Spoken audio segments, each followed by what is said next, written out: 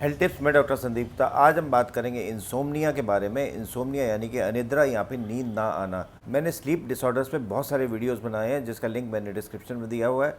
Insomnia sleep disorders में से सबसे ज़्यादा कॉमन है। अमेरिका में एक स्टडी के अनुसार कम से कम 90% पॉपुलेशन जो होती है अपने ज़िंदगी के किसी न किसी समय पर अनिद्रा का या इंसोम्निया का शिकार होती है। अनिद्रा या इंसोम्निया से हमारा मतलब क्या है? निद्रा या इंसोम्निया से हमारा मतलब ये है कि अगर हमें सोने में कठिनाई हो रही है या फिर अगर नींद आ जाती है और फिर नींद बने रहने में दिक्कत होती है या फिर नींद खुल जाती है या फिर हमारी क्वांटिटी तो स्लीप की ठीक है, यानी कि आप 7 से 8 घंटे तक सोते हैं पर स्लीप की क्वालिटी ठीक नहीं है। जब हमें नींद नहीं आती है तो हम दिन के समय सोते हैं ज़्यादा और हमें दिन में सुस्ती आती रहती है। इंसोम्निया दो तरीके का होता है, एक्यूट इंसोम्निया और क्रॉनिक इंसोम्निया। एक्यूट इंसोम्निया से मतलब है हमारा शॉर्ट टर्म इंसोम्निया, मतलब कुछ हफ्ते तक हमारी नींद डिस्टर्ब रहती है और फिर नींद ठीक हो जाती है। ये किसी स्ट्रेस की वजह से हो सकता है। क्रॉनिक इंसोम्निया जो होते हैं उसका मतलब ये होता है बाय डेफिनेशन कि हम हफ्ते में कम से कम 3 बार नींद ना आए और वो भी 3 महीनों तक। ये स्ट्रेस की वजह से हो सकता है, साइकेट्रिक डिसऑर्डर्स की वजह से हो सकता है, लंग्स की डिजीज़ की वजह से हो सकता है, गैस्ट्रोइंटेस्टाइनल डिजीज़ की वजह से हो सकता है, किसी पेन की वजह से हो सकता है। कुछ इंसोम्निया हेरिडिटरी होते हैं, अल्कोहल इंटेक की वजह से, स्मोकिंग की वजह से, कैफीन इंटेक की वजह से। अगर आपकी शिफ्ट ड्यूटीज़ चलती हैं या फिर आप बहुत ज़्यादा टीवी या कंप्यूटर या फिर मोबाइल देखते रहते हैं जिसकी ब्लू लाइट जो होती है हमारी नींद को डिस्टर्ब करती है। अगर एक्सरसाइज ना करें तब भी इंसोम्निया हो सकता है। हम अपनी ज़िंदगी का करीब 1/3 हिस्सा नींद में गुजारते हैं। स्लीप में 4 स्टेजेस होते हैं, एनआरईएम स्टेज 1, स्टेज 2 और स्टेज 3 और आरईएम स्लीप। आरईएम स्लीप में हमारी जो मेमोरी होती है, जो हम दिन भर की हम जो घटनाएं होती हैं वो एक किस्म से ब्रेन में स्टोर होती हैं। और एनआरईएम स्टेज 3 जो स्लीप होती है उसमें हमारे शरीर की जितनी भी टूट फूट होती है वो सब रिपेयर होती है। तो ये 2 स्टेजेस बहुत इंपॉर्टेंट है। अगर एनआरईएम स्टेज 1 और स्टेज 2 स्लीप रहती है तो उससे उतना बेनिफिट नहीं होगा नींद से जितना एनआरईएम स्टेज 3 और आरईएम स्लीप से होता है। अगर हम रात को किसी फ़ोन की घंटी की वजह से या यूरिन बार बार आने की वजह से या अपने जो बेड पार्टनर है उसके खर्राटों की वजह से या किसी भी वजह से अगर बार बार उठते हैं तो हो सकता है कुछ लोगों में तो ये सीधा फिर डीप स्लीप में चले जाते हैं, यानी एनआरईएम स्टेज 3 में चले जाते हैं कुछ लोगों में। पर अगर आपने थोड़ी देर कुछ और सोचा तो फिर आपको फिर स्लीप साइकिल शुरू होगी। एनआरईएम स्टेज 1, स्टेज 2 और स्टेज 3 में जाने में फिर समय लग जाएगा। तो ऐसे साइकिल्स जो होते हैं ये स्टेजेस के करीब 4 या 5 पूरी रात में होते हैं। तो अगर एनआरईएम स्टेज 3 और आरईएम स्लीप अगर कम हो जाएगी तो स्लीप से हमें उतना बेनिफिट नहीं मिलेगा। नींद से हमारे शरीर को फ़ायदा क्या होता है? नींद से हमारे शरीर को 3 फ़ायदे हैं। एक तो हमारी बॉडी रिलैक्स करने लग जाती है। नंबर 2 पर हमारी बॉडी के जितनी भी रिपेयर जो होती है वो हमारी नींद के दौरान ही होती है और ख़ासकर एनआरईएम की जो स्टेज 3 स्लीप होती है उसमें सारी जो होती है हमारी बॉडी की टूट फूट और जो रिपेयरिंग होती है वो सारी की सारी स्टेज 3 एनआरईएम स्लीप में होती है। जैसे कि हमारी कंप्यूटर की हार्ड डिस्क में मेमोरी होती है उसी तरीके से हमारे जो है ब्रेन में जो मेमोरी होती है, जो हमारी ब्रेन में मेमोरी जाती है हार्ड डिस्क में, डीएम स्लीप में जाती है। जैसे आपने रियलाइज़ किया होगा कि कुछ चीज़ें आपको बहुत अच्छी तरह से याद रहती हैं अपनी ज़िंदगी की और कुछ चीज़ें बहुत अच्छी तरह से याद नहीं रहती हैं। तो अगर आपकी नींद डिस्टर्ब होगी तो आपकी हार्ड डिस्क यानी कि आपकी ब्रेन में कुछ चीज़ें नहीं पहुंच पाती हैं, क्योंकि अगर आप सोएंगे ठीक नहीं तो आपकी मेमोरी से कुछ चीज़ें हमेशा के लिए हट जाएंगी।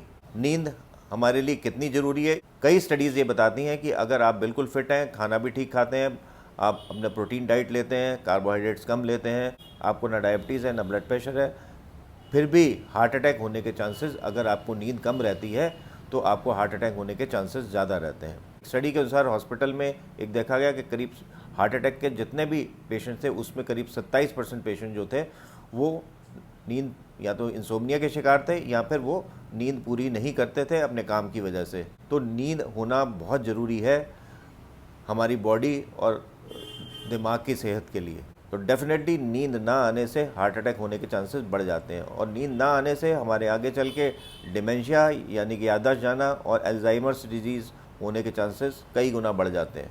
अगर नींद नहीं आती है या हम इंसोम्निया के शिकार हैं तो हमें क्या करना चाहिए? पहली चीज़ तो हमें कुछ नेचुरल प्रोसेस कर सकते हैं, बिहेवियरल थेरेपी कर सकते हैं या फिर हम ड्रग्स दे सकते हैं। ड्रग्स में कुछ सेडेटिव्स हैं या हिप्नोटिक्स हैं जैसे बेंजोडाइजेपिन्स और हिप्नोटिक्स जैसे ज़ोलपेनेम दे सकते हैं, पर इनकी आदत पड़ जाती है। इसको लगातार नहीं लेना चाहिए, थोड़े दिन लेके फिर उसके बंद कर देना चाहिए, नहीं तो फिर उसकी ज़रूरत ज़्यादा पड़ने लग जाती है।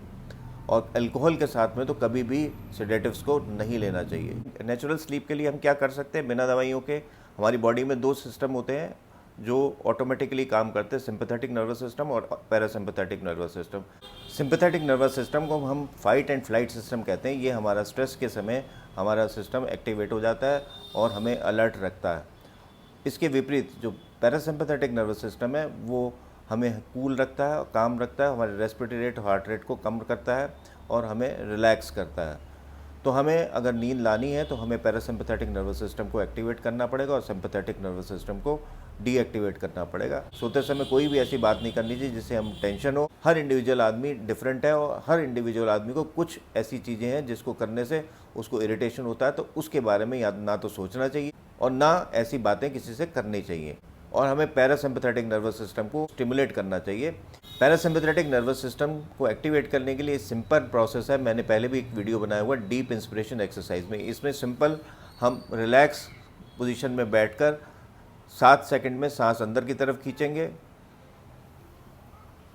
थोड़ी देर रोक के रखेंगे 4 सेकंड तक और फिर धीरे धीरे बाहर हम निकालेंगे सांस को 8 सेकंड में, यानी कि 7, 4 और 8। इसको करने से हमारा जो डायफ्राम है वो एक्टिवेट होता है और डायफ्राम में एक वेगस नर्व होती है जो पैरासिम्पैथेटिक नर्व होती है, वो एक्टिवेट होती है, जिससे हमारा पैरासिम्पैथेटिक नर्वस सिस्टम एक्टिवेट हो जाता है। और इसमें कुछ भी करने की ज़रूरत नहीं है। आप लेटे लेटे भी कर सकते हैं, बैठ के भी कर सकते हैं, किसी भी पोजीशन में कर सकते हैं, किसी भी समय कर सकते हैं। डीप इंस्पिरेशन एक्सरसाइज योगा में जो मेडिटेशन है उसका ही एक हिस्सा है। अगर आपको प्राणायाम आता है तो प्राणायाम कर सकते हैं, पर प्राणायाम कई तरीके के होते हैं।